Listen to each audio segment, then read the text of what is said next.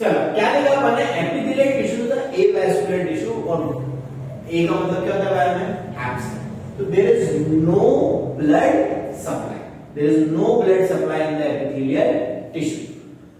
एक एग्जांपल दूं, थोड़ा सा एग्जांपल जैसे ही लेना, उसको दिल पे मत ले लेना एकदम ही सीरियस हो गया। मैं बताता हूं, देखो मैंने क्या बताया कि एपिथेलियल टिश्यू वो टिश्यू जो कि बॉडी की कहां मिलेगा, कवरिंग।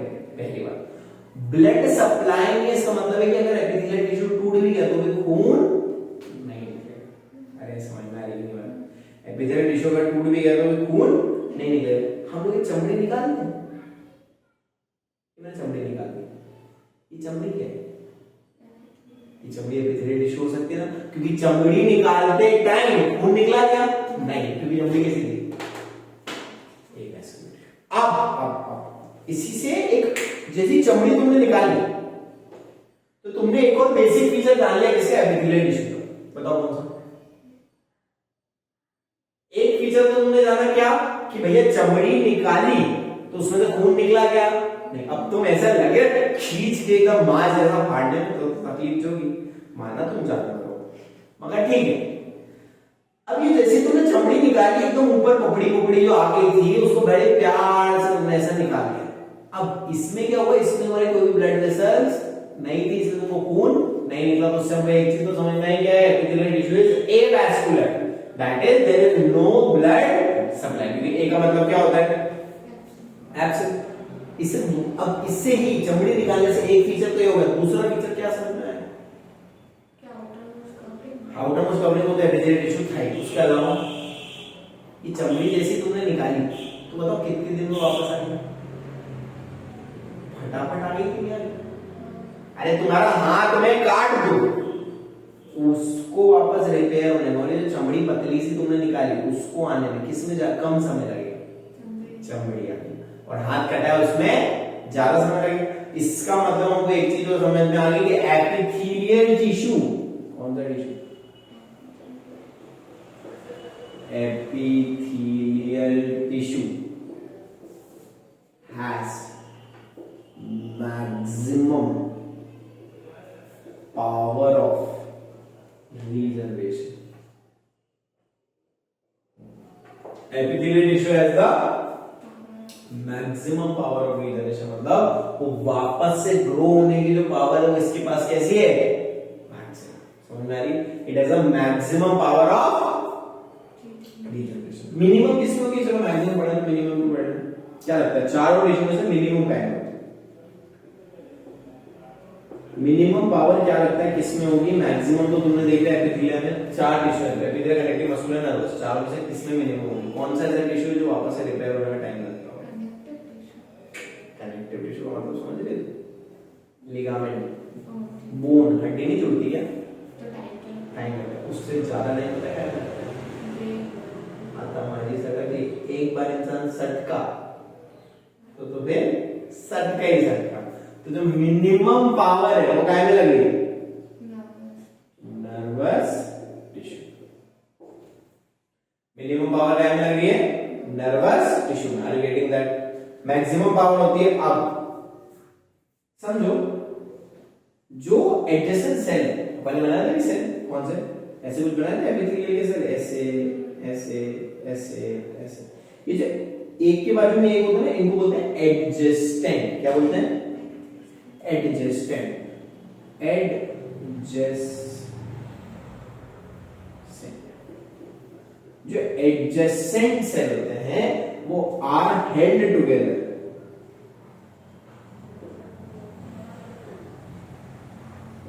Bye junction. क्या बोलते हैं इसको, एक सेलुलर जंक्शन।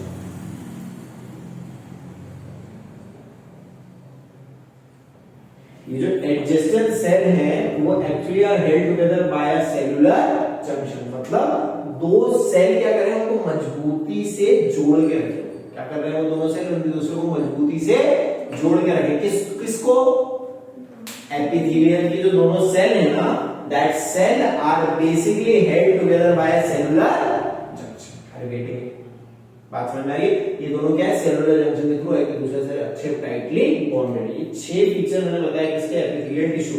तुमको लिखना है तो लिख लो, याद करना है याद करो, ये सब नीट में भी आ जाता है और एग्जाम में लिखने के लिए रहता है। पता चल रहा है कि बच्चा नीट की तैयारी कर रहा है और 11 के एग्जाम हुई और उसको सप्लीमेंट है भी। मेरे को बच्चे ऐसे जो बच्चे अब 12th में मेरे पास आए तो 11 में मस्त कहीं गए थे अच्छी बड़ी बड़ी कोचिंग, नेम्ड कोचिंग में, और 11 में आगे तो सप्लीमेंट गए बेस्ट पानी में।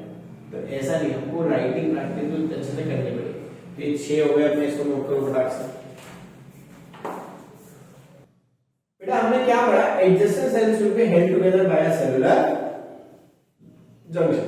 एनसीईआरटी के पेज नंबर 102 पे, अच्छा सुनो, एनसीईआरटी में भी 2 वेरिएंट आ गए, एक न्यू बुक हो गई, एक ओल्ड बुक हो गई। न्यू बुक वाली में जितने डिलीटेड सिलेबस है वो नहीं है, ओल्ड बुक वाली में डिलीटेड भी और नए भी, मतलब डिलीटेड भी है और जो है वो तो है, बट नीट जो है वो पुराने डिलीटेड सिलेबस, सीबीएसई के डिलीटेड सिलेबस को नहीं मान रहे। तो you have to purchase a old book जिसमें सारा का सारा पूरा कोर्स हो, बिकॉज अभी वाले सेशन में भी नीट ने जो सीबीएसई ने रिलीज किया था उसमें से भी क्वेश्चन पूछे हैं।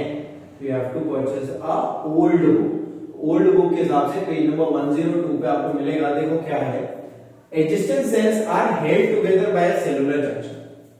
जो दो सेल्स है, ऑब्वियसली दो सेल जो है वो जुड़ी तो होंगी, तो वो जुड़ी है तो कोई ना कोई बॉन्ड से, कुछ ना, जैसे carbon carbon bond single bond से जुड़ता है, डबल बॉन्ड से जुड़ता है, ऐसी ये सेल्स भी हैं जुड़ी हुई। हमारे बायो में भी चीजें जुड़ी रहती है, तो उसको बोलते हैं types of intercellular junction. Inter मतलब दो, सेलुलर मतलब सेल। जब भी दो सेल का जंक्शन बनता है उसको बोलते हैं इंटरसेलुलर जंक्शन। तो उसके टाइप्स कहते हैं, 3 टाइप्स ऑफ जंक्शन। क्या क्या? टाइट जंक्शन, एडहेरिंग जंक्शन और गैप जंक्शन। क्या क्या नाम है? टाइट जंक्शन, एडहेरिंग जंक्शन और gap junction.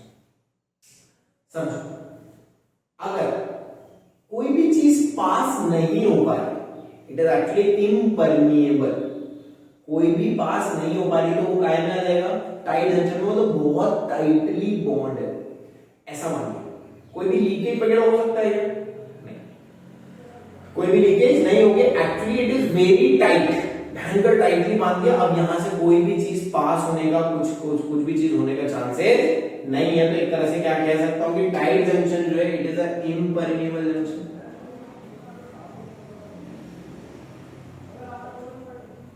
There should be no exchange, लिखते हुए जाना, there should be no exchange। Are you getting that? अरे बात समझ में आई? अगला देखो, नाम से ही यार गैप जंक्शन, ये तो वही बात होगी ना, वो पड़ोसी आंटी के वहां पे ऐसा खिड़की थी जहां से खाना लेना देना वाली काम चलते थे। अरे एक पड़ोसी से जिनसे अपने व्यवहार अच्छे, तो एक पड़ोसी से जिनसे अपने व्यवहार खराब है। तो मेरे को बताओ, खराब वाले व्यवहार वाले जो अंकल थे उनसे मैंने बताओ टाइट जंक्शन करा हुआ है या गैप जंक्शन करा हुआ है? Tight junction. भैया तेरे से एक भी चीज, तेरी आवाज भी है, दीवार क्रॉस नहीं है नीचे, तो टाइटली बांधे इट इज इम्परमिएबल। और हमारे पड़ोस वाली आंटी थी, उनसे हमारी अच्छी बनती थी, खाने का लेन देन होते रहता था, बर्तन मेरा खाली आया तो पहले खाली बर्तन नहीं जाना चाहिए, बेटा इडली बनी तरह इडली तरह, खिड़की से सरकार। अरे ऐसा करते हैं कि नहीं करते हैं? जो खिड़की से सरकार लेने वाला है, तो जब भी कोई चीज पास हो सकती है किसी जंक्शन से, तो उस जंक्शन को क्या बोल देते हैं? Gap junction. उस जंक्शन को क्या बोल देते हैं? Gap junction. It is permeable. It is permeable, यहां से चीजें पास हो सकती है। तो बात समझ में आई?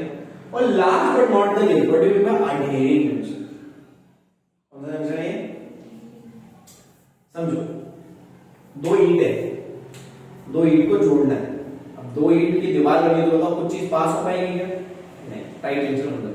मगर दो ईंट ऐसी रख दिया तो पास हो सकती है, चीजें हो सकती है ना। अरे बीच में छेद होंगे ना, दो ईंट रख दिया तो इन दोनों को टाइट करने के लिए हम क्या करते हैं? दोनों एकदम से चिपक के क्या लगाते हैं इसमें? सीमेंट। क्या करते हैं हम? सीमेंट, ताकि ये इधर उधर जाएंगे, वहीं के वहीं रहे। तो ये कौन सा है? जो एडहेरिंग जंक्शन है, ये हमारे कौन है? It provide a cementing layer. क्या करती है बेटा? एक सीमेंटिंग लेयर बनाती है। सीमेंटिंग लेयर क्या करती है? ये सीमेंटिंग लेयर उन दोनों जंक्शंस को पकड़ के रखने का काम करती है, उन दोनों सेल्स को पकड़ के रखे। It is a cementing layer. Are you getting that? It is what it perform a cementing between the two cell. यहां लीकेज होगा, there should be no leakage in the tight junction. यहाँ पे permeable होगा, gap में बिल्कुल होगा। और ये कैसा अडेरिंग कैसा रहेगा, it is a cementing, it provide as a cementing layer. Are you getting that? Note कर लो फटाक से। 3 टाइप के इंटरसेलुलर जंक्शन को नोट करो। अब इसके आगे अपन क्या पढ़ेंगे, इसके आगे अपन पढ़ेंगे क्या, टाइप्स ऑफ एपिथेलियल टिश्यू। हमने एपिथेलियल देख लिया, एपिथेलियल होता क्या है, एपिथेलियल काम क्या है, सारी चीजें देखते हैं। अब अपन बात करते हैं types of epithelial tissue. Basically there are 2 types of epithelial tissue जो आपको पढ़ना है। एक होता है सिंपल एपिथेलियल टिश्यू, एक का नाम क्या है, सिंपल एपिथेलियल टिश्यू, और दूसरे का नाम क्या है, compound epithelial tissue. Simple epithelial tissue और दूसरा क्या है, कंपाउंड एपिथेलियल। इसका नाम क्या था, simple epithelial. What is the simple and what is the compound? Simple का मतलब ही लग रहा है सिंपल। अगर मैं बोलूं if the epithelial tissue is made up of only of what, single layer, अगर एक सिंगल लेयर, पतली सी सिंगल लेयर है, then that type of tissue come into what, simple epithelial tissue. Are you getting that? अगर it is made up of 2 or more 3 layers, मान लो 2, 3 or more than 2 layers, then that type is called as what, compound epithelial. अगर सिर्फ एक single layer से बना हुआ तो उसको क्या बोलेंगे हम, सिंपल एपिथेलियल। अगर 2 या 2 से ज्यादा लेयर से बना हुआ तो उसको क्या बोलेंगे हम, compound epithelial. Are you getting that? अब इनके भी कुछ बेसिस पे डिवीजन है। किस कौन से बेसिस था वो, basically on the basis of shape. On the basis of shape simple और कंपाउंड को हमने डिवाइड किया on the basis of shape. ये कुछ 5 एक टाइप में डिवाइड हुआ है, देखो क्या क्या है। Simple squamous,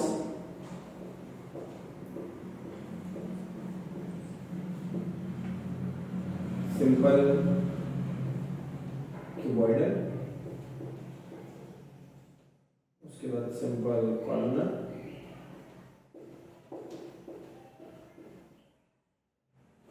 simple squamous, simple cuboidal, simple columnar, pseudo stratified,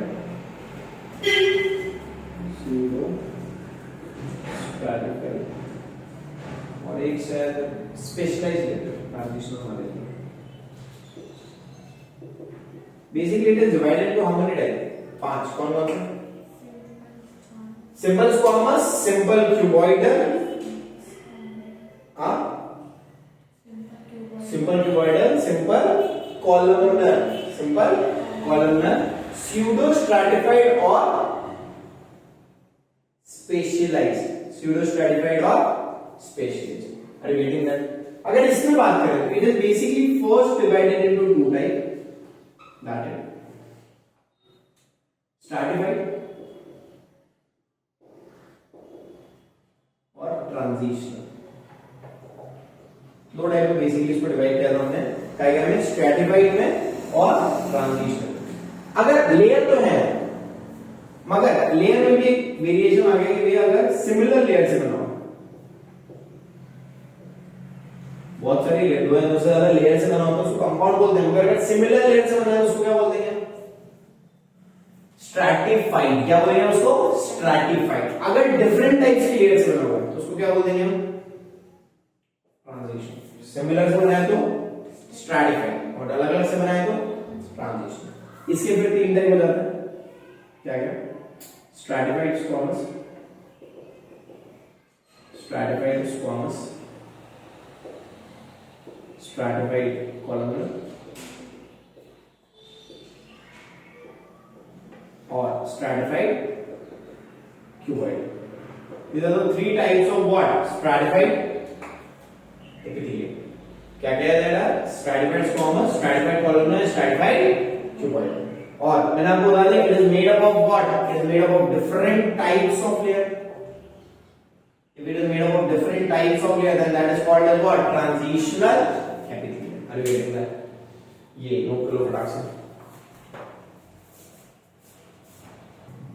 अब हमने क्या देख लिया, हमने टाइप्स देख लिया, सिंपल एपिथेलियम और कंपाउंड एपिथेलियम। सर पढ़ना क्या है, इनको ही डिटेल पढ़ेंगे, एपिथेलियल टिश्यू खत्म करेंगे। इसमें सर एग्जाम में कैसे क्वेश्चन आएगा, अगर अपन नीट की बात करें तो नीट में they are actually asking only what, कि एल्वेओलाई ऑफ द लंग्स। तो बताओ कौन सा एपिथेलियल टिश्यू हो जाता है? Squamous, simple squamous, cuboidal, columnar, urosternal, specialised या स्ट्रैटिफाइड, कॉलमनर, स्ट्रैटिफाइड, कौन सा बताओ? नेफ्रॉन, नेफ्रॉन किडनी के अंदर होता है, बताओ कौन सा है? तो डायरेक्टली आपको सिर्फ और सिर्फ एग्जांपल देखो, अगर हम बात करें तो ये एक ही लाइन के स्क्वामस का शेप बता दोगा, क्यूबोइडल क्यूब शेप का होगा, कॉलमनर कॉलम शेप का होगा, स्ट्रैटिफाइड फॉल्स होगा, ये 2-2 मिनट के है। मगर अगर इन्हें याद करने वाला जो पार्ट है, याद करने वाला पार्ट आपके पास सिर्फ और सिर्फ एक ही रहेगा, वो है उनके एग्जाम्पल्स। बार-बार रिपीटेटिव के एग्जांपल पढ़ने पड़ेंगे, because bio is all about the revision that you do. Because अभी आप पढ़ रहे हो, समझो आपको 2025 में 3 चल रहा है, 5 में आपको एग्जाम देनी है, तो it takes a long lecture, it's a long gap. Starting की चीज आपके तक याद है ना, उसको रिपीटेडली आपको क्या करना पड़ेगा? रिवाइज करना पड़ेगा। And for that repeated revision you have to see the video again and again and again and again. Are you getting that? तो हमने क्या पढ़ लिया आज? हमने टाइप्स पढ़ लिए। नेक्स्ट वाली क्लास में हम क्या पढ़ेंगे? इस एपिथेलियल टिश्यू को पूरा का पूरा फिनिश करेंगे। Are you getting that? किसी को कोई भी डाउट हो लेक्चर से रिगार्डिंग, कोई भी नोट्स चाहिए हो, तो you can just drop a message in the comment box. Okay, आप लोग उसमें सीधे सीधे टाइप कर सकते हैं। We will help you as much as we can. The offline and online lectures both are started. You can join the classes by just DM me. Okay? So this is the whole types of epithelial tissue. In the next class, we are going to cover about the example and what is the type meaning of this epithelial tissue. Are you getting that? So thank you so much. Bye bye. Please like, share, subscribe, and don't forget to press the bell icon.